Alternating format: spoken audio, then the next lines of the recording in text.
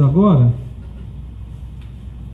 todo o trecho, tá? Do versículo 9 até o versículo 14, que são os versículos que eu vou me propor a falar até o final desse mês, tá bom? Vamos lá? Colossenses 1, a partir do versículo 9.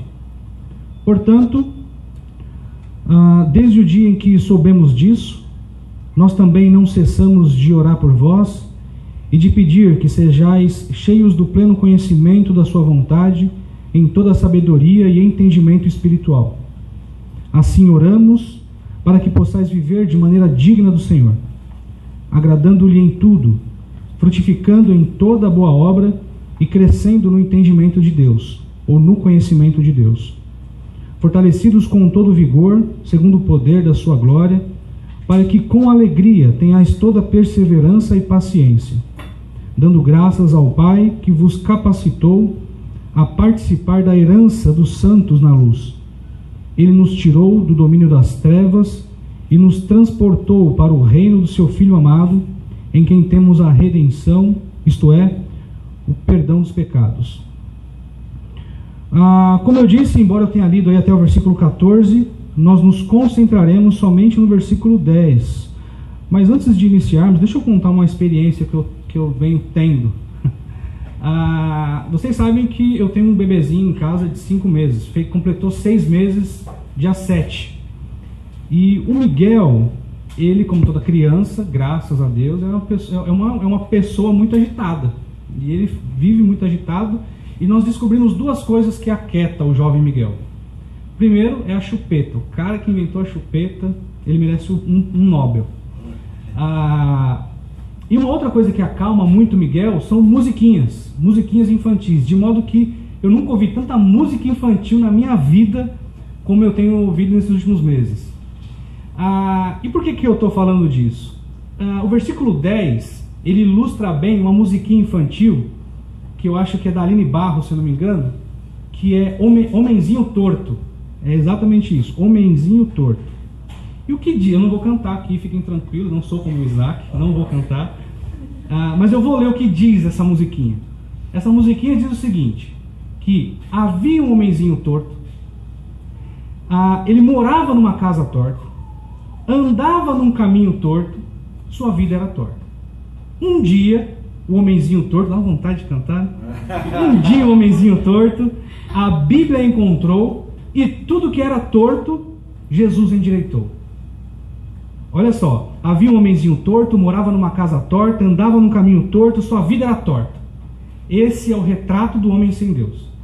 Mas um dia o homenzinho torto, eu, você, a Bíblia encontrou. E tudo que era torto, Jesus endireitou. É muito legal essa musiquinha. Miguel vibra com ela, e eu também. Eu não vou mentir não. O versículo 10, olha que interessante, diz assim. O versículo 10, antes de eu ler aqui, só uma observação. O versículo 10... ele é o conteúdo prático da oração de Paulo. Tá? Nós estamos estudando agora a oração de Paulo. Paulo diz o seguinte no versículo 9, olha, desde que ouvimos falar do amor de vocês, nós começamos a orar. Ou seja, desde quando ouvimos do bom testemunho que vocês têm, nós passamos a orar por vocês. E o conteúdo da minha oração, versículo 9 diz, olha, diz o seguinte, nós também não cessamos de orar por vós e de pedir que sejais cheios do pleno conhecimento da sua vontade, em toda sabedoria e entendimento espiritual. Esse é o versículo 9. Ok? Agora, nós vamos para a parte prática dessa oração. Ok? Ele diz o seguinte na oração no versículo 9. Olha, eu quero que vocês sejam plenos do conhecimento da verdade. Para quê? Para que nós devemos ser cheios do pleno conhecimento da verdade de Deus? E aí ele inicia o versículo 10. Assim oramos, ou seja, oramos desta maneira para que vocês, vivam de maneira digna do Senhor, agradando-lhe em tudo, frutificando em toda boa obra e crescendo no conhecimento de Deus. Antes de eu partir para a explicação desse versículo, é importante que nós não percamos de vista 2 fatores muito importantes. E o que eu quero lembrar vocês, e possivelmente eu faça isso toda vez que eu inicio as pregações desse trecho. 2 fatores importantes. O primeiro fator é que essa carta, obviamente, ela é escrita para crentes. E por que é importante nós sabermos que essa carta é escrita para crentes? Porque nós vamos perceber um padrão moral muito elevado. um padrão ético e moral muitíssimo elevado ao longo de toda a carta, de modo que isso não faria sentido nenhum se fosse escrito para não crentes. O padrão que Paulo utiliza aqui, o padrão ético e moral, é um padrão elevado demais para quem não faz parte da família da fé. Ok? Havia no gnosticismo a ideia de que o conhecimento promovia uma certa redenção, certo? No entanto, embora eles valorizassem muito esse aspecto da gnosis, né, da kenosis, eles valorizavam pouco ou quase nada, pelo menos uma vertente do gnosticismo, não valorizava absolutamente nada de aspectos práticos, aspectos vivenciais desse tal conhecimento que eles pregavam e que eles diziam que possuíam. Então, a vida ética e moral dos gnósticos e a maioria dos gentios lá da cidade de Colossos, né? É uma vida marcada por promiscuidade. Então, eles diziam possuir um certo conhecimento, mas na prática não viviam absolutamente nada daquilo que diziam. Ok? Esse é um fator importante que nós não podemos perder de vista quando nós estudamos a carta aos Colossenses, tá bom? Um outro fator importante é que ela foi escrita para combater uma heresia. Nós vamos perceber uma série de fatores, uma série de propósitos ao longo da carta. No entanto, um dos propósitos principais da carta aos Colossenses é combater a chamada heresia de Colossos. Eu não vou aqui explicar para vocês o conteúdo dessa heresia de Colossos, né, como Isaac fez na primeira pregação dele. Ele já explicou o conteúdo dela. Mas eu quero lembrá-los de que essa heresia de Colossos ela era composta, eu chamei de uma tríade herética, né? Elementos do judaísmo, do misticismo e do gnosticismo que eu acabei de falar. Então nós não podemos perder isso de vista de maneira nenhuma. De modo que quando Paulo escreve a carta aos Colossenses, o modo como ele escreve, a dinâmica, as palavras que ele usa, enfim, tudo que ele coloca nessa carta, ele tem em vista essa tal heresia de Colossos. Ok? Então, as palavras que Paulo usa não são palavras sem propósitos, não são palavras soltas, não é o tipo de coisa que se faz quando não se tem propósito algum. Paulo tem um propósito específico e ele tem essas duas coisas em mente. Ok? Primeiro, ele está escrevendo para crentes, e segundo, ele está combatendo uma heresia chamada de heresia de Colossos, né? Os estudiosos chamam de heresia de Colossos. As práticas religiosas nesse contexto da igreja de Colossos eram práticas idólatras, né? O Isaac falou aqui nos primeiros sermões que a composição das pessoas da cidade de Colossos havia uma certa miscigenação. Acho que fica melhor assim. Havia uma certa miscigenação. Era uma série de culturas num ambiente só. Então essa heresia de Colossos, ela parece que é meio regional. Então esses aspectos, não que não vamos ver aspectos do gnosticismo, por exemplo, em outros lugares. João, no evangelho dele, ele critica o gnosticismo, certo? Quando ele diz que aquele que vimos e ouvimos e tocamos, esse é o verbo de Deus, ele andou entre nós.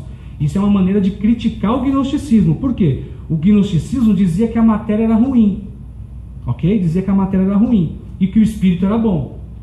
Nós vemos, por exemplo, quando Paulo escreve aos Gálatas, ele combatendo fortemente aspectos do judaísmo. Então, a igreja na Galácia, ela era muito influenciada pelos judaizantes. Então, nós vemos fragmentos dessas heresias, vamos dizer assim, ao longo de várias cartas. No entanto, essa composição nós vemos de maneira muito mais enfática na região de Colossos, ok? Então nós não podemos perder isso de vista, tá bom? Então, pensando nisso, eu gostaria de falar para vocês acerca de 3 desdobramentos práticos na vida do cristão que se dá a partir do conhecimento da palavra, ok? 3 desdobramentos práticos que nós vamos perceber que se dá a partir do conhecimento da verdade. Paulo diz, olha, no versículo 9, eu oro para que vocês sejam plenos do conhecimento da verdade. E qual que é o desdobramento prático desse conhecimento da verdade? Nós vamos ver 3, Ok? Muito bem. A parte A do versículo, vocês me permitem, eu posso tomar só uma água aqui, porque eu, assim como a minha família inteira, estamos com um problema sério de garganta. Não precisa falar no microfone, na multidão consegue me ouvir. A gravação. Mas por que você ouvir eu tomando água? Estamos com uma gripe muito forte lá em casa, por isso que a Mônica e o Miguel não estão aqui hoje. Então eu vou precisar molhar aqui o verbo de vez em quando. Obrigado, irmãos. Vamos lá então. A primeira parte do versículo eu quero explicar ali para vocês. Nós vamos falar então sobre 3 desdobramentos práticos, né? E o primeiro desdobramento prático então é uma vida dedicada a Deus. Então eu conheço a palavra de Deus para ter uma vida dedicada a Ele. Olha a parte A do versículo. Assim oramos para que possais viver de maneira digna do Senhor, agradando-lhe em tudo. Viver de maneira digna do Senhor é o mesmo que dizer o seguinte: olha, você deve viver de maneira coerente com a sua fé no Senhor. Você deve viver a sua vida de maneira coerente com o Deus que você serve. Ok? Olha o que diz Efésios, capítulo 4, versículo 1 e 2. Alguém pode ler para mim, por favor? Efésios, capítulo 4, versículo 1 e 2. Nós estamos estudando a primeira expressãozinha aí, viver de maneira digna do Senhor. E o que eu estou dizendo é que viver de maneira digna é viver de uma maneira coerente com a nossa fé no Senhor. Então, alguém lê para mim Efésios, capítulo 4, versículo 1 e 2. Portanto, eu, prisioneiro no Senhor, peço-vos que andeis de modo digno para com o chamado que recebestes, com toda humildade e mansidão, com paciência, suportando-vos uns aos outros em amor. Ok, até aí. Então, nota, irmãos, que ele diz o seguinte: peço-vos que andeis de modo digno para com o chamado que recebestes. Essa palavrinha digno traz essa ideia de conformidade. É como se Paulo estivesse dizendo o seguinte: minha oração é que vocês sejam plenos do conhecimento da vontade de Deus, versículo 9, a fim de que suas vidas sejam reguladas a partir de Deus. A ideia aqui é Deus como uma matriz. Eu trabalhei alguns anos atrás numa metalúrgica. E eu e meu irmão trabalhamos nessa metalúrgica. Eu era ajudante geral nessa metalúrgica. E o meu irmão era prensista. E ele trabalhava numa prensa que era gigantesca. E nessa prensa havia uma matriz. Havia um molde. Onde todas as peças saíam exatamente como aquele molde. Então, à medida que a prensa batia na chapa de ferro, a chapa de ferro saía idêntica àquele molde. A ideia aqui é exatamente essa. Então, viver de modo digno do Senhor é viver de maneira semelhante ao nosso Senhor. Ok? É Deus como sendo a nossa matriz. A nossa vida é regulada a partir de Deus. Ok? Deus como um padrão. Tem um livro, eu até trouxe para o Isaac dar uma olhada. Nós compartilhamos os comentários de Colossenses e tudo que tem sobre Colossenses para a gente manter a mesma linha, né? E tem um livro chamado A Epístola da Prisão, está ali na minha mesa.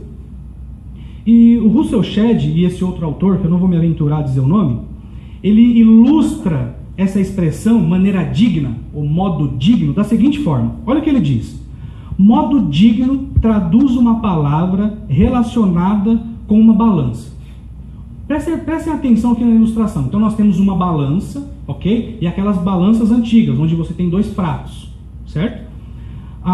Então traduz uma palavra relacionada com uma balança. Imaginemos as atitudes, palavras e ações de Deus colocadas num prato dessa balança e na outra empilhadas as nossas atitudes.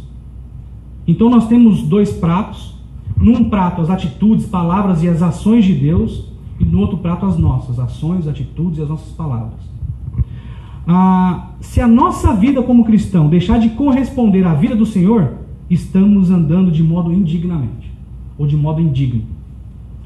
Se comparado com as ações, palavras e ações de Deus, a nossa vida não está... Se a vontade de Deus não se sobrepõe à nossa, as ações, palavras, não se sobrepõe à nossa, nós estamos andando de modo indigno do Senhor. O padrão, irmãos, é elevadíssimo. O padrão é elevadíssimo.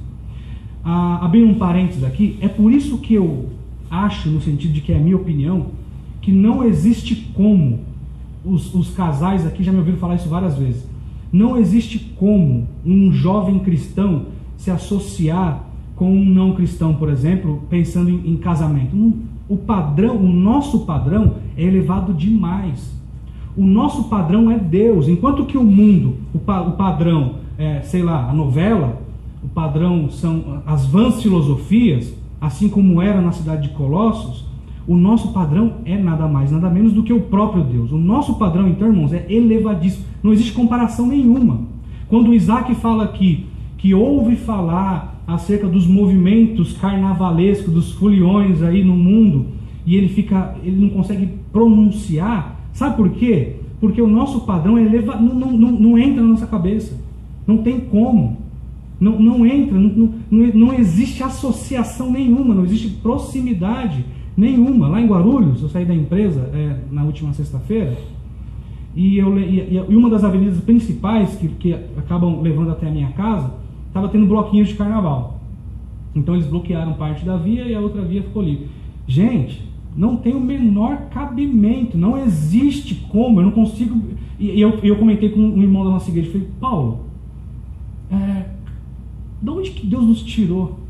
Olha da onde que Deus nos tirou. Eu não consigo me imaginar lá.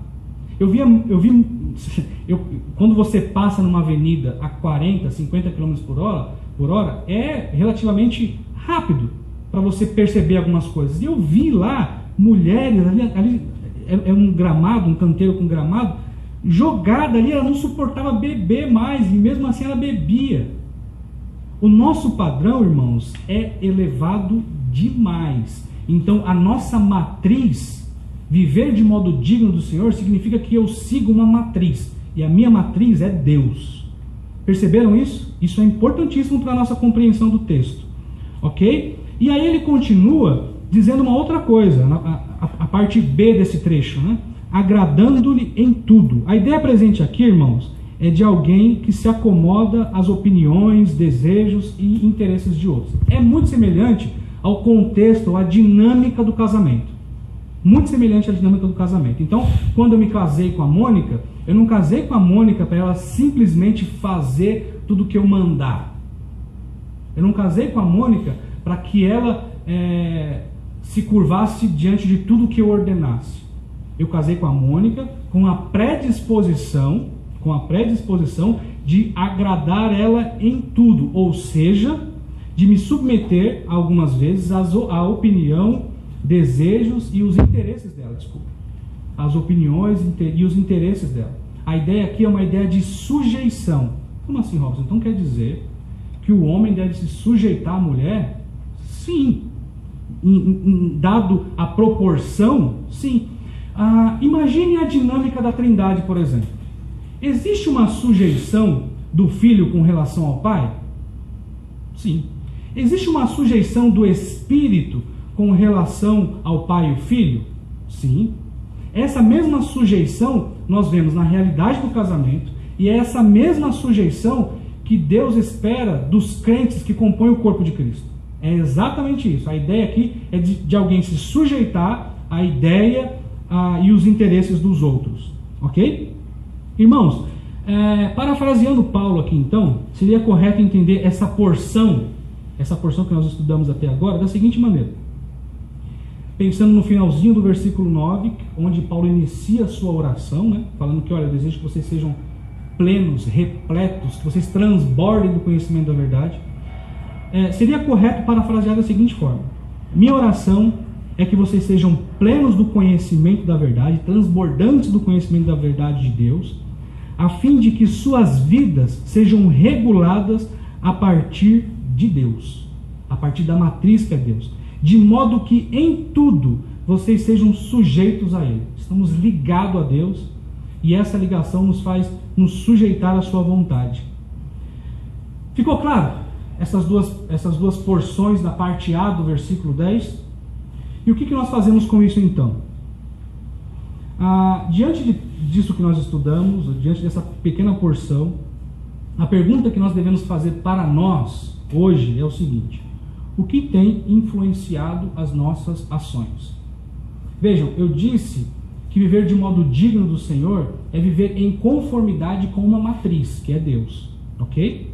Pensando nisso, o que tem influenciado nossas ações?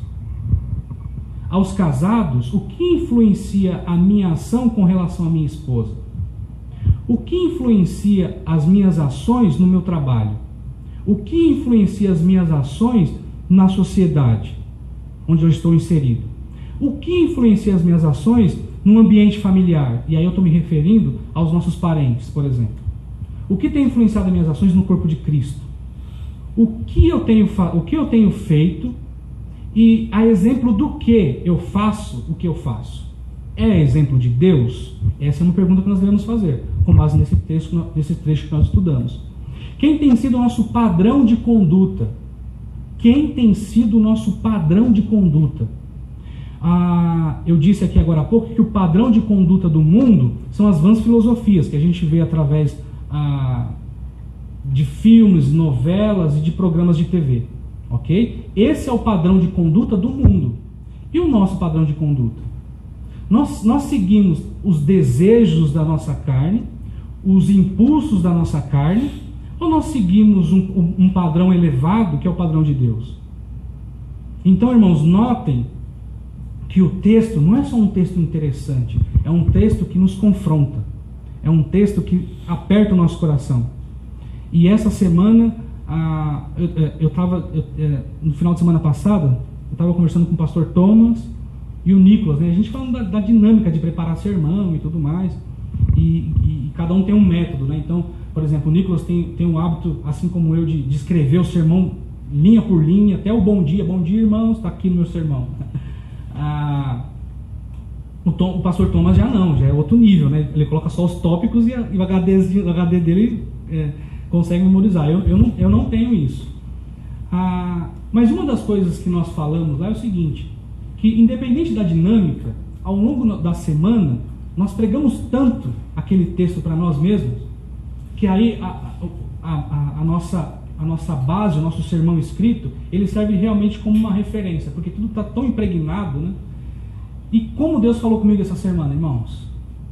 Quando eu elaborei essas perguntas, o que tem influenciado suas ações, o que tem sido o seu padrão de conduta, como isso me confrontou? Como isso me confrontou? Eu sou um crente comum. Eu sou um crente comum como qualquer um de vocês aqui. Qualquer um de vocês aqui. Então eu trabalho das 8 às 18, às vezes até mais. Eu passo muito nervoso no meu trabalho, porque afinal de contas eu sou do departamento de compras. E eu atendo 11 empresas no grupo inteiro. Então imagina, o Douglas sabe, de vez em quando eu ligo pro Douglas, me ajuda nisso aqui, porque eu não sei para onde eu vou com isso aqui. Principalmente quando é voltado para a área de tecnologia. Eu passo esses, entre aspas, perrengues. Eu pego o trânsito.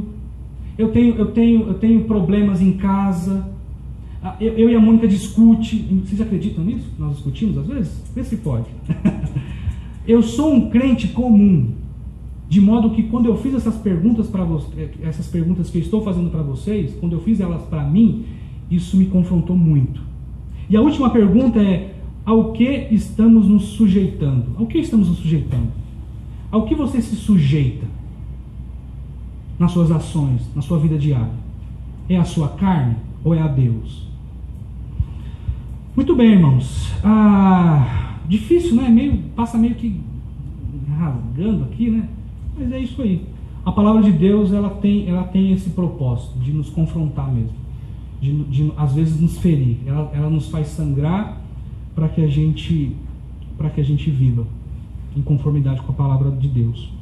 Ok, na sequência então da oração de Paulo em favor dos Colossenses, Paulo diz o seguinte: frutificando em toda boa obra. Então, assim oramos para que assim possais viver de maneira digna do Senhor, agradando-lhe em tudo, frutificando em toda boa obra.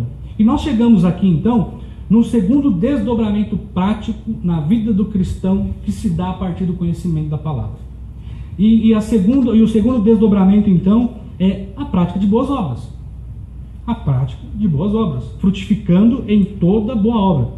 É importante destacar aqui, irmãos, que a prática de boas obras são consequências de uma vida transformada.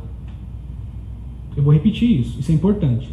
A prática de boas obras, ela é consequência de uma vida transformada, não o contrário. Se eu disser que a prática de boas obras me faz ter uma vida transformada, e aí pensando no aspecto salvífico, eu estou atribuindo a salvação por meio das obras. Olha a gravidade disso. Olha a gravidade disso. O que eu estou dizendo aqui é que a prática de boas obras ela é uma consequência de uma vida transformada. Então eu sou transformado, a minha mente é transformada, vocês já plenamente conhecedores da verdade de Deus, com suas mentes transformadas. O finalzinho do versículo 9 quer dizer isso. Com suas mentes transformadas. Para quê? Para que eu pratique boas obras. Ok? Então, a prática de boas obras ela é uma consequência. Ela é uma consequência do que Deus fez comigo. Ok? Dê uma olhada aí em Efésios, capítulo 2, versículo 8 a 10.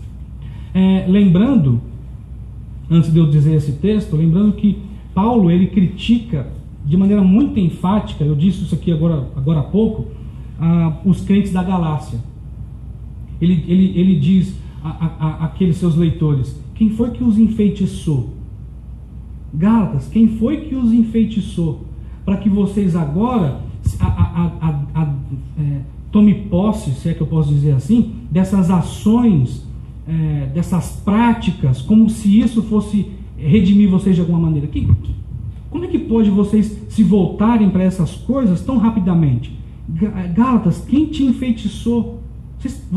Como se Paulo dizia, vocês estão loucos em achar que essas obras elas vão produzir em vocês alguma espécie de redenção? Então, isso é muito sério, irmãos. Em Efésios capítulo 2, versículo de 8 a 10, Paulo diz o seguinte, olha só: pois vocês são salvos pela graça, por meio da fé, e isso não vem de vocês, é dom de Deus. Não por obras, prestem atenção nisso, não por obras para que ninguém se glorie, porque somos criação de Deus, realizadas em Cristo Jesus, para quê?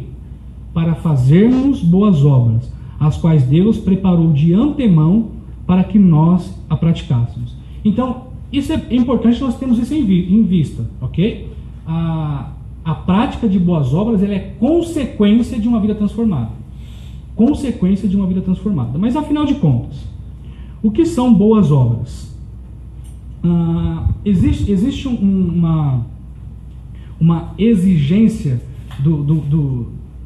da exegese bíblica, que é o seguinte: a Bíblia traduz ela mesma. A Bíblia traduz ela mesma.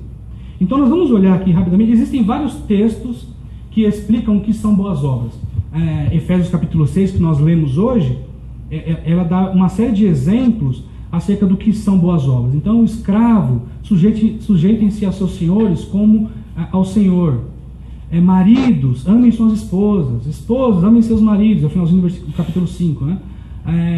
Então, isso tudo são exemplos de prática de boas obras. Mas o interessante, e é o texto que eu quero ver com vocês, eu quero dar uma pincelada com vocês aqui, porque o trecho é grande, está em Tito, capítulo 2. Deixa eu pegar aqui. Eu não vou ler o trecho inteiro, mas eu quero encorajá-los a fazer isso em casa. Do 1 ao 15.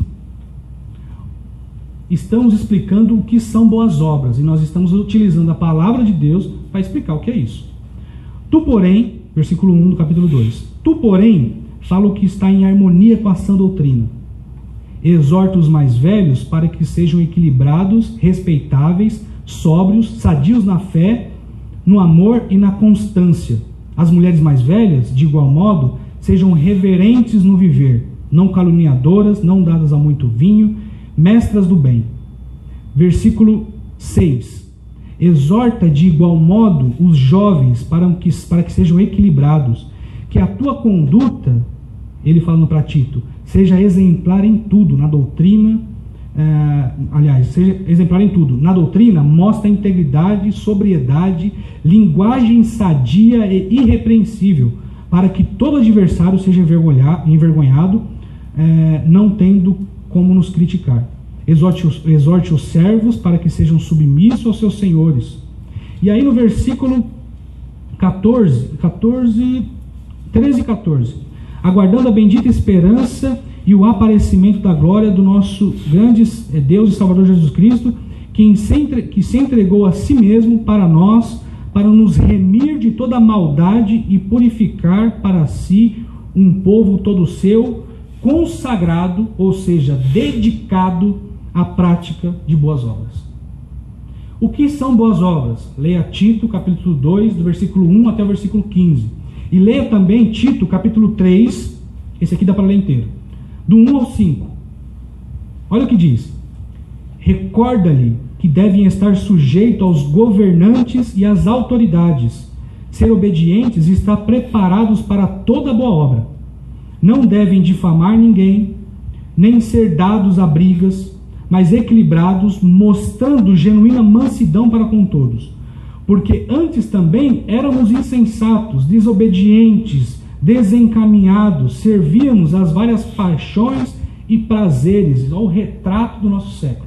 Isso é o retrato do nosso século. Vivíamos na maldade e na inveja. Éramos rancorosos e odiávamos uns aos outros. Mas quando apareceu a bondade de Deus... Lembra do comecinho do sermão? Havia um homenzinho torto, vivia numa casa torta, sua vida era torta. Um dia o homenzinho torto, a Bíblia encontrou.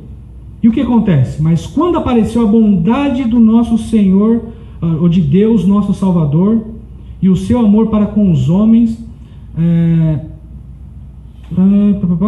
não por méritos de atos de justiça que houvéssemos praticado, mas segundo a sua misericórdia, Ele nos salvou mediante o lavar da regeneração e da renovação realizadas pelo Espírito Santo.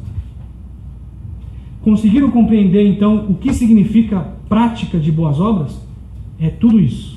É só tudo isso. Então, quando Paulo ora para que seus leitores sejam plenos do conhecimento da verdade de Deus, ele espera que os seus leitores vivam de maneira digna do Senhor e que pratiquem boas obras. Eu disse para vocês que o padrão que Paulo adota aqui é um padrão elevadíssimo, porque é um padrão que tem como matriz o próprio Deus.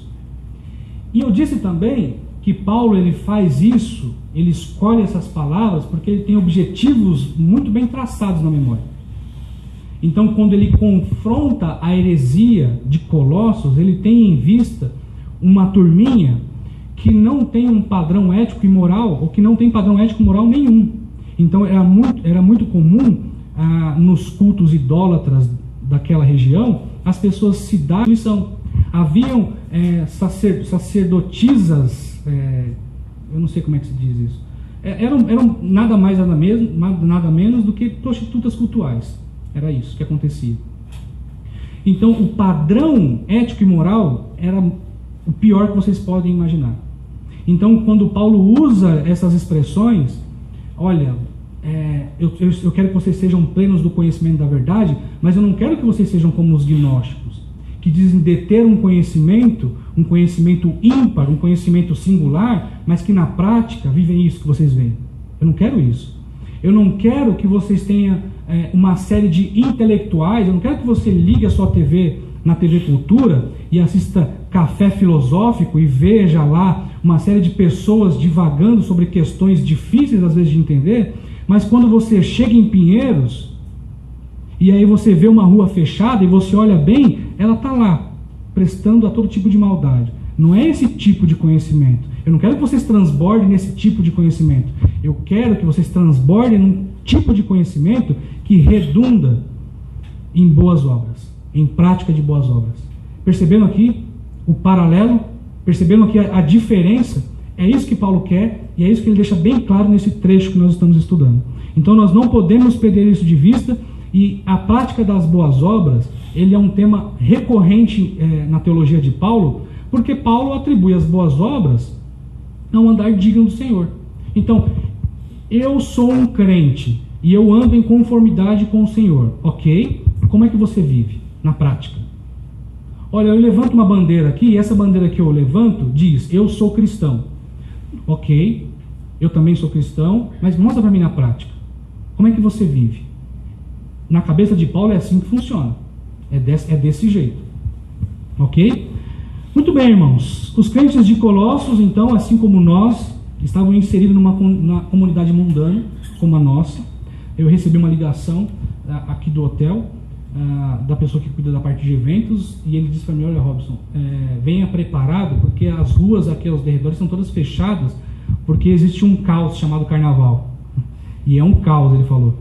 Então fica esperto aí. Eu falei, olha, como a gente se sai normalmente no máximo até 12h30, então, pelo menos a última vez foi tranquilo. Ele, tá, porque depois foi um caos. Bom, os crentes de Colossos, então, assim como nós, estamos inseridos numa comunidade mundana, e a oração de Paulo, no entanto, é que apesar de uma cultura caída, eles deveriam praticar boas obras. Então, apesar da nossa comunidade, do nosso contexto ser um contexto de depravação e de libertinagem, nós devemos seguir o nosso padrão, que é Deus. Esse é o nosso padrão. Nosso padrão de conduta é o Senhor, ok? Apesar dos pesares, ok? O exemplo que estudamos até aqui, então, devemos, a exemplo, do que estudamos até aqui, devemos ter uma vida marcada pela prática de boas obras.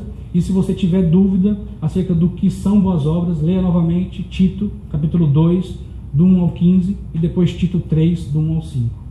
E aí você vai ter uma grande porção ali explicando o que são as boas obras. Ok? Muito bem, irmãos. Estamos caminhando para o final. Eu espero não estar cansando vocês, mas nós chegamos já no ponto 3. E eu vou beber um pouco d'água.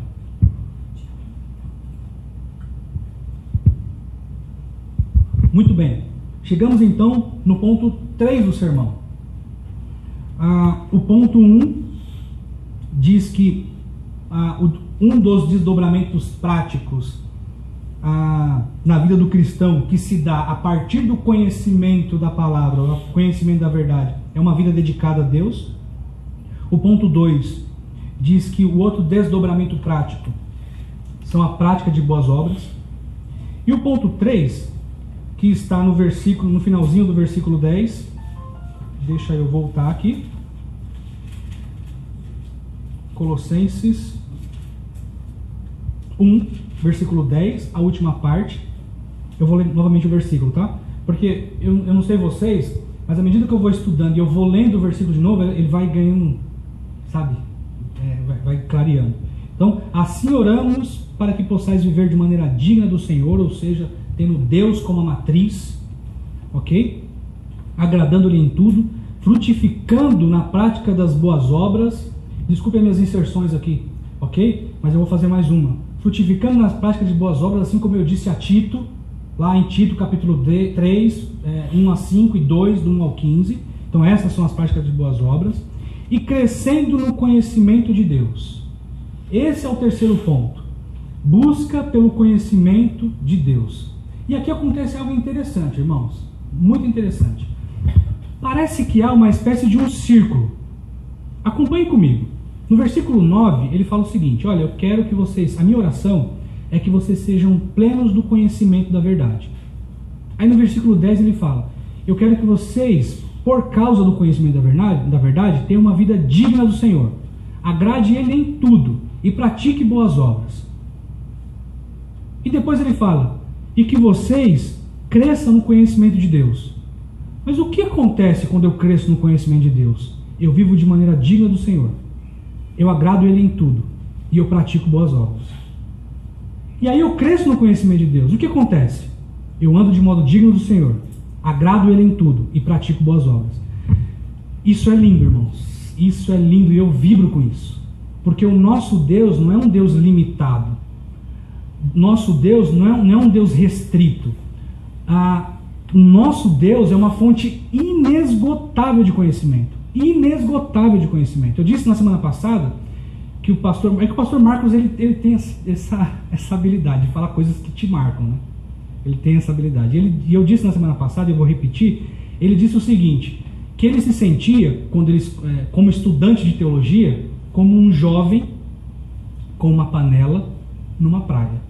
Uma criança com uma panela na mão numa praia. E ele pega cada grãozinho de areia, que significa conhecimento acerca de Deus, ele coloca nessa panela. E aí ele coloca um grão, 2 grãos, 3 grãos, e aí ele levanta a cabeça e ele vê a imensidão da praia. O conhecimento de Deus é isso, é exatamente isso. É uma fonte inesgotável. Nós catamos os grãozinhos de areia, colocamos na nossa panela, e à medida que quando a gente pensa, poxa vida, eu aprendi isso, e aí você levanta a cabeça, e aí você vê a imensidão que é o conhecimento de Deus. Nós começamos a estudar teologia. Eu lembro quando eu comecei a estudar teologia. Eu comecei a estudar teologia em 2001. Sabe quando eu vou parar de estudar teologia? Nunca. Passaria a eternidade, conforme diz João 17,3, né? Passaria a eternidade conhecendo acerca de Deus. Porque ele é uma fonte inesgotável. Ele é uma fonte inesgotável. Isso é muito lindo, irmãos. Isso é muito lindo. Então nós vemos aí essa espécie de círculo. Ok? Essa espécie de círculo. E aqui eu vou repetir, porque Paulo faz isso, o que eu já disse aqui no início.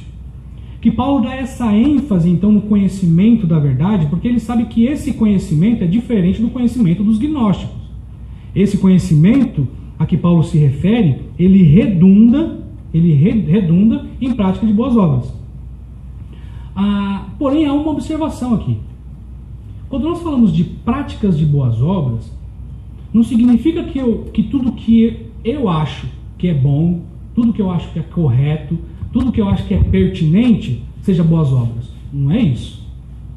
Boas obras é tudo aquilo que Deus diz que é bom, que é pertinente e que é correto. Perceberam a diferença? Então, existe uma mente pecadora que pensa isso é correto, e existe uma mente de Deus que diz isso é correto. Qual das duas está certo? Qual das duas deve prevalecer? Óbvio, a mente de Deus e a opinião de Deus acerca dessa obra. Então, se Deus diz isso é bom, isso é justo, isso é certo, independente do que eu penso sobre isso, é isso que eu vou fazer. É isso que eu vou fazer. Não entra em questão aqui um confronto entre o que eu acho que é bom e o que Deus acha que é bom. Não existe isso. Não existe diálogo com relação a isso. O nosso padrão, lembre-se, o nosso padrão é Deus, ok? Nesse sentido, irmãos, eu devo lembrar então do que Paulo diz em Efésios. É impossível, né, Isaac? Não pensar em Efésios quando a gente estuda Colossenses. Olha só, Efésios 2,10. Nós já lemos, eu vou repetir. Pois fomos feitos por Ele, criados em Cristo Jesus, para as boas obras, previamente, notem, previamente preparadas por Deus para que nós andássemos nela. Eu vibro, irmãos, de coração mesmo, assim, eu vibro com a palavra do Senhor, sabia? Porque ela nos explica, ela nos mostra, ela nos dá, ela é certeira. Então, olha só, o que são boas obras? Nós lemos que são boas obras. E boas obras são coisas que eu acho que é correto? Não. As boas obras, conforme diz Paulo em Efésios 2,10, são coisas que Deus de antemão preparou. Notem, previamente preparadas por Deus. É Deus que prepara as boas obras, é Deus que orquestra tudo isso, não sou eu. A minha opinião, ela é, terciária, ela é secundária, terciária. A minha opinião acerca das práticas de boas obras, ela só vai ter algum valor se ela estiver em conformidade com a palavra. Se eu disser que, por exemplo, eu devo amar a Deus sobre todas as coisas, isso é correto? É correto por quê? É correto porque está nas Escrituras. Se não tivesse nas Escrituras, estaria incorreto. Ok? Pegaram o exemplo? Conseguiram pegar a ideia? É exatamente isso. A essa altura, então, irmãos, nós percebemos que o conteúdo da oração de Paulo, ela visa o crescimento e o desenvolvimento espiritual dos seus leitores. Visa o crescimento e o desenvolvimento espiritual dos seus leitores. A partir do conhecimento da palavra. Certo? 3 desdobramentos práticos na vida do cristão a partir do conhecimento da verdade. Mas não é somente o apóstolo Paulo que fala acerca dessas coisas, é que nós estamos estudando Colossenses, então nós nos sentimos tentados a pensar na teologia de Paulo acerca dessas coisas, né? Mas abram suas Bíblias aí em 1 de Pedro, capítulo 2, versículo 1 e 2. 1 de Pedro 2, versículo 1 e 2. Olha o que diz. Deixando, pois, toda malícia, todo engano e fingimento, invejas e toda maledicência, desejai como meninos recém-nascidos o puro leite espiritual, fazendo referência aqui do conhecimento da verdade, a fim de que por ele crescerdes para a salvação. Processo de santificação. Então, o processo de santificação se dá a partir do conhecimento da verdade. Lembram-se do círculo? Eu conheço, sou plenamente conhecedor da palavra, ando de modo digno do Senhor, agrado Ele em tudo, pratico boas obras, conheço a palavra. Ando de modo digno do Senhor e o ciclo vai. Ok? Então, Pedro diz, olha, desejam como meninos recém-nascidos, o Miguelzinho, quando eu acordo, eu dou o último mamar dele, meia-noite. Ele mama mamadeira. Meia-noite. Quando eu pego ele meia-noite, ele mamou a última vez por volta, sei lá, de umas 7h30, 8 horas. Quando eu pego ele meia-noite, ele está dormindo. Mas quando ele se dá conta de que ele vai mamar, ele parece um leão. Ele vai para cima da madeira, parece que vai, se eu não segurar, ele engole a madeira inteira. A ideia é essa. Nós devemos desejar ardentemente, como meninos, como o Miguelzinho deseja o mamazinho dele da meia-noite. Porque é a partir disso que nós somos santificados. É o conhecimento da verdade que, uma vez posto em prática, faz com que a gente tenha uma vida dedicada a Deus, com prática de boas obras, e aí o ciclo volta. E o ciclo se repete, aliás. Ok? 2 de Pedro 3, versículo 17 e 18. Olha o que diz. Portanto, amados, sabendo disso, guardem-se para que não sejam levados pelo erro dos que não têm princípios morais, nem percam a sua firmeza e caiam. 2 de Pedro 3, 17 e 18. Tá? Cresçam, porém, na graça e no conhecimento de nosso Senhor e Salvador Jesus Cristo. A Ele seja a glória, agora e para sempre. Amém. Eu vou repetir, tá? Versículo 17. Portanto, amados, sabendo disso, guardem-se para que não sejais levados pelos erros dos que não têm princípios morais, nem percam a sua firmeza e caiam. Cresçam, porém, na graça e no conhecimento de nosso Senhor e Salvador Jesus Cristo. A Ele seja a glória, agora e para sempre. Amém. Quando nós começamos a entender o conteúdo da oração de Paulo, e nós vemos esse aspecto prático que se dá a partir do conhecimento da palavra, tudo começa a ganhar sentido para a gente. Pensem no seguinte: a cidade de... Paulo poderia orar de diversas formas a igreja de Colossos.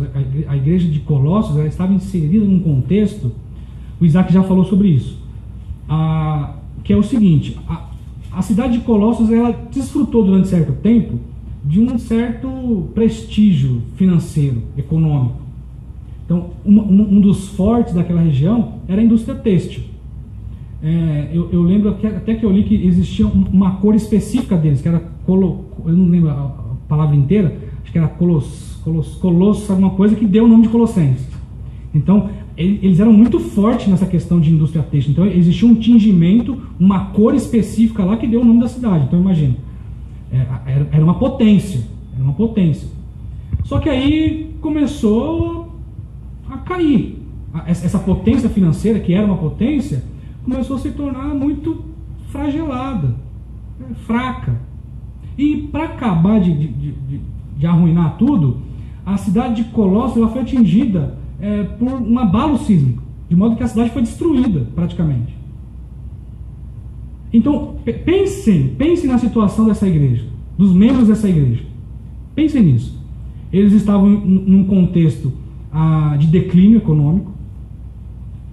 Além disso, a cidade sofreu um abalo sísmico muito forte mesmo. Então, a situação econômica desses irmãos não devia ser nada boa. Nada boa.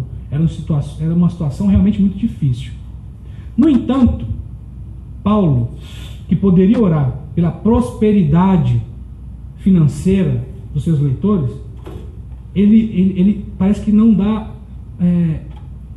importância para isso. Mas por quê? Seria errado se Paulo falasse: olha, eu estou orando para que vocês tenham um conforto material. Eu estou orando porque eu sei que depois dessa crise econômica que vocês estão vivendo, e somado a isso, esse abalo que afetou a cidade inteira, a cidade, pelo que eu ouvi falar, nem foi reconstruída ainda, eu oro para que vocês tenham um conforto financeiro. Paulo poderia fazer isso? Claro que sim. Claro que Paulo poderia fazer isso. Mas Paulo, ele prefere o contrário. Ele diz: olha, desde o dia em que eu ouvi falar do bom testemunho de vocês, eu oro incessantemente para que vocês cresçam na graça e no conhecimento de Deus, cresçam no conhecimento da verdade, para que vocês tenham uma vida digna do Senhor, que vocês pratiquem boas obras e que vocês voltem a conhecer a Deus mais e mais, e que a sua vida seja uma vida padrão, de acordo com o padrão nosso padrão que é Deus. Por que eu estou fazendo essa pequena digressão aqui? Para mostrar para os irmãos que o que nós vemos hoje na televisão, por exemplo, acerca da teologia da prosperidade, é uma tremenda mentira. E eu sei que vocês sabem disso. Mas quando nós estudamos a carta aos Colossenses, e nós vemos essa importância que Paulo dá, ou essa falta de importância que Paulo dá para esses aspectos, sobrepondo a isso o aspecto da espiritualidade posta em prática, nós vemos que a teologia da prosperidade é uma tremenda mentira. Porque ela valoriza os aspectos materiais e desvaloriza os aspectos espirituais, que são, uma vez postos em prática, redundam em mais conhecimento acerca de Deus e mais prática de boas obras, de modo que nós nos assemelhamos a Deus, que é o nosso padrão. Então, eu pensei nisso, e isso me fez pensar, isso me fez refletir sobre a podridão da mentira que é a teologia da prosperidade e tudo aquilo que a gente ouve quando liga a televisão. Eu tenho, sinceramente, irmãos, eu tenho até nojo de ver aquilo. Até nojo de ver aquilo. É ridículo. É realmente muito ridículo. Bom, feito essa pequena digressão aí, pensando nesse aspecto cultural de Colossenses e no teor da oração de Paulo, pensando ainda, voltando aí para o nosso último ponto, busca pelo conhecimento de Deus, eu queria que vocês pensassem no seguinte: da onde eu venho, pelo menos, era muito comum as pessoas pensarem em teologia como algo, pensavam de duas formas. A teologia pensava de duas formas. Primeiro, que estudar teologia era para pastor ou professor. Então, olha assim, você vai estudar teologia, não precisa. Poxa, isso é para pastor. Você quer ser pastor? Não. Você quer ser professor? Não. Por que você vai estudar teologia? Não precisa. Não precisa estudar teologia. Isso é para pastor, isso é para professor. Mas com base no texto que nós estamos estudando, nós vemos que o conhecimento da verdade é que produz em nós. É que produz amadurecimento. É a partir do conhecimento da matriz que é impresso em nós o que ele é. Então eu não posso achar que teologia é coisa de professor e de pastor, porque é justamente teologia, a verdadeira teologia, que produz em nós, uma vez posta em prática, esses três fatores: vida dedicada a Deus, prática de boas obras e conhecimento de Deus. O conhecimento de Deus, então, ele é importantíssimo a todos os crentes, todos, absolutamente todos. Robson, você está querendo me dizer, então, que eu devo fazer um curso de teologia? Sim. No cadete, de preferência. Sim, tem que estudar teologia, estudar mesmo. Tem que comprar comentário. É isso aí. Tem que ter uma Bíblia de estudo. Tem que ter um momento lá devocional de estudar a palavra. Olha, o que quer dizer isso aqui? Portanto, por que portanto? O que Paulo está querendo dizer aqui no versículo 9? A que ele está querendo remeter? Sim, tem que debruçar, estudar, porque disso depende a nossa vida espiritual. Então, nós não devemos pensar, como pensavam ou pensam alguns conhecidos meus, de que teologia é coisa para pastor e professor. Teologia é coisa para crente, para cristão, de verdade. Ok? Outra coisa, dizem que o conhecimento não pode, o conhecimento da verdade, aliás, não pode ser dissociado da prática. Se isso acontecer, nós nos tornamos semelhantes aos mestres da lei, tão vividamente criticados por Jesus no Evangelho. Então, uma outra coisa que dizem, e aí só que não dizem com palavras, dizem com ações, é que a teologia ela é muito importante para eu poder mostrar para as pessoas o quanto eu sei, o quanto eu conheço. Então é muito comum a gente ver uma série de youtubers na televisão, não na televisão, mas no YouTube, né? YouTube, né? Faz sentido, né? Uma série de canais de jovens e de pessoas que parece que detêm um conhecimento da verdade. Parece que detêm um conhecimento teológico, mas na prática mesmo, ali, a sós com Deus, demonstra que o seu conhecimento não serve para nada. Absolutamente nada. Então, a partir do momento que nós estudamos teologia, e isso é coisa para todos os crentes, nós não devemos desassociar o nosso conhecimento da prática. No meu primeiro dia no curso no bacharel em teologia, no primeiro dia, eu lembro que um dos professores, eu não vou dizer quem é, porque senão vocês vão dizer que eu repito muito o nome do pastor Marcos. Eu falei. O pastor Marcos chegou na sala de aula e no seminário, eu fui conhecer o pastor mesmo, como ele é, assim, o jeitão dele, brincalhão até, lá na IBR. No seminário, eu lembro que ele chegou um dia e a gente estava todo na expectativa. Eu já conhecia o pastor Marcos do curso básico desde 2001. O bacharel eu fiz em 2009. E aí eu lembro que ele chegou na sala de aula, aquele jeitão característico dele, que eu acho que vocês conhecem um pouco mais antigamente. Agora parece que ele está mais brincalhão, né? Mas antigamente parece que ele era até mais sério e tal. E aí ele chegou, colocou as coisas dele em cima da mesa e ele disse o seguinte: legal, vocês estão aqui no curso de bacharel em teologia. Vocês não podem imaginar a responsabilidade. Imagine, o pastor Marcos falando daquele jeito dele. Vocês não podem imaginar a responsabilidade que vocês assumiram em colocar o pé nessa sala. Vocês não podem imaginar. Irmãos, é exatamente isso. É exatamente isso. Nós não podemos imaginar a responsabilidade que nós assumimos quando estudamos isso. Quando nós nos colocamos diante de Deus para estudar a palavra dele, nós não podemos imaginar a responsabilidade que nós assumimos. O nosso padrão é elevadíssimo. Basta você comparar os grandes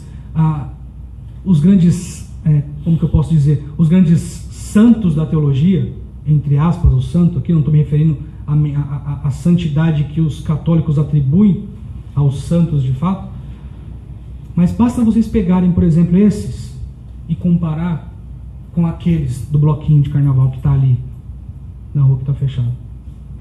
Basta você olhar para Paulo, olhar para o próprio Jesus Cristo e olhar para aqueles. O que Paulo está querendo provocar nos leitores dele, da igreja de Colossos, é exatamente isso. É o seguinte: está vendo os gnósticos? Está vendo os hereges? Está vendo toda essa miscigenação de judaísmo, misticismo e gnosticismo, ou proto-gnosticismo, já que estava iniciando ali? Está vendo tudo isso? Está vendo o padrão deles? Está vendo isso? Não é isso que eu quero. Não é isso que eu quero de vocês. O que eu espero de vocês realmente é um conhecimento da verdade verdadeira. Porque é somente essa verdade que, uma vez posta em prática, vai produzir uma vida absolutamente diferente do que vocês veem aí. E é por isso que a carta aos Colossenses é tão atual. Porque ela nos constrange da mesma forma que Paulo pretendia constranger os leitores daquela época. E por isso que a palavra de Deus é riquíssima. Porque é esse impacto que causa em nós. E é esse impacto que nos muda. É esse impacto que nos muda. Ok, irmãos. Então nós estudamos acerca dos 3 desdobramentos práticos na vida do cristão, que se dá a partir do conhecimento da verdade, que é uma vida dedicada a Deus, a prática das boas obras e a busca pelo conhecimento de Deus. E na semana que vem nós daremos sequência ao nosso estudo. E aí eu vou ter que dar uma... Acho que não vou dar uma corrida não, vai ser tranquilo. Eu vou falar sobre o versículo 11 e 12, e depois sobre o versículo 13 e 14, e aí o Isaac volta em março. Ok, irmãos? Vamos orar a Deus, agradecendo por esse período que nós tivemos aqui, que nós, ao nos deslocar para a nossa casa e ao longo de toda a semana, que a gente pense acerca dessas coisas, né? Pense acerca dessas coisas, porque isso é muito sério. Vamos orar. Soberano Deus, nós queremos te agradecer pela tua bondade, pela tua riqueza, pela tua misericórdia. Queremos agradecer por tudo que o Senhor tem feito em nossas vidas, pela riqueza da tua palavra, Deus. Que nós não nos acovardemos diante da responsabilidade que nós assumimos quando nos predispomos a estar aqui, aprendendo acerca de ti. Que nós não fujamos, Deus, em hipótese alguma, da nossa responsabilidade como cristão. Cristão que entende que o crescimento que nós temos a partir da tua palavra redunda em prática de boas obras. Então, Deus, por causa disso, que nós andemos de modo digno do Senhor, que nós possamos, Deus, por tua infinita misericórdia, por tua infinita graça, te agradar em tudo. Que a nossa vida, Pai amado, seja marcado pela prática de boas obras, e que nós voltamos, Deus, a te conhecer, para que esse ciclo se torne um ciclo vicioso na nossa vida, vicioso no bom sentido da palavra. É o que te suplicamos, Deus, em nome de Jesus. Amém.